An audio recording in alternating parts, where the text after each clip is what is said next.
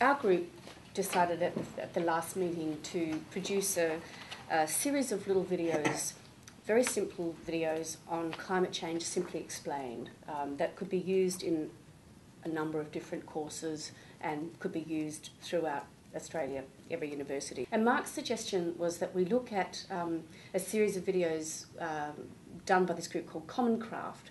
They're very, very simply produced, just really bits of paper and handwritten stuff, but excellent scripts. You know, they really explain whatever it is, the topic, very, very well. I have a relationship with Alyssa Rothwell in the School of English Media and Performing Arts, and a lot of her students work for me.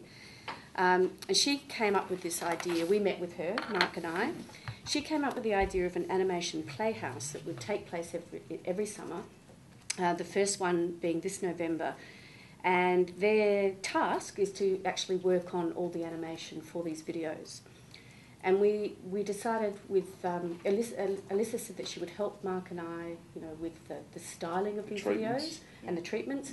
We would try to do something maybe a little bit more sophisticated than just paper and cut out shapes and whatever. That was just really a starting idea, wasn't it, to get the guys at the table to sort of confront. So we talked about using natural textures, maybe, you know, things from nature itself, bits of sand and leaves and whatever. We're not quite sure yet, but the students will basically workshop that. In terms of the style, it's almost like what they produce would be better if it looked like students made it. Yeah. Because then other students would think, gee, I could do that. So they should be good enough that, you know, they're really engaging, but have a little of those hiccups, but so it does look student produced. Yeah. Yeah. Well, that's why we started with that Common Craft approach, which is just, it's really all about the idea then. And what animation does really, really well is present an idea incredibly concisely.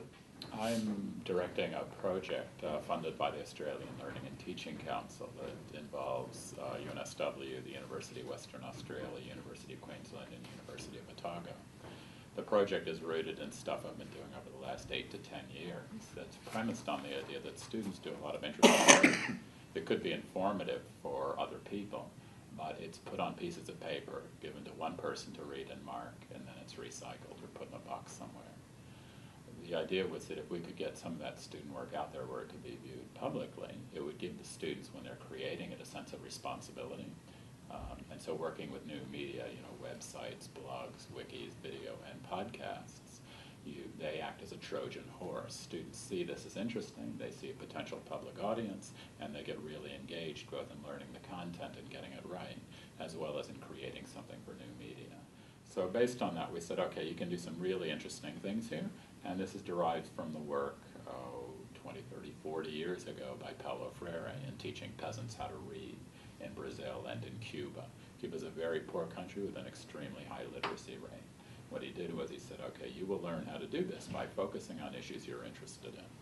And so the notion is to get students engaged in, let's say, either new media or sustainability, is, you know, hey, you give them marks for it. You know, don't make it extra credit. You integrate it into their study of other things they're interested in learning.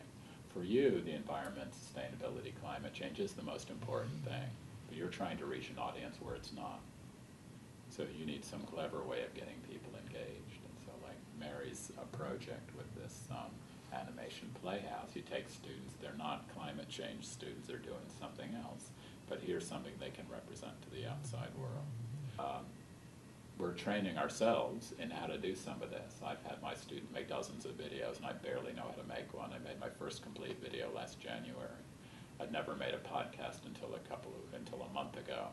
So we're training ourselves in how to do this, to see what it's like as a student or a lecturer to get students to do things a lecturer doesn't know how to do. That's exactly what you're facing with climate change. Getting climate change into a subject on the environment is easy. Getting into a subject on, you know, English literature in the 12th century, that's going to be interesting. And so how do you get lecturers to do that? And the idea is, with new media today, and with the amount that's available about climate change issues, the lecturer actually doesn't have to know very much. I told my students, you know, okay, you want to make an animation, go do that. I don't know how to do it. And they've done some very nice stuff in videos too. I said, your first video is a 1-minute video on some aspect of how to make a 1-minute video. So they taught each other, because in any group of 30 students, there'll be a few who know how to do some filming, a few know how to upload to YouTube, that sort of thing.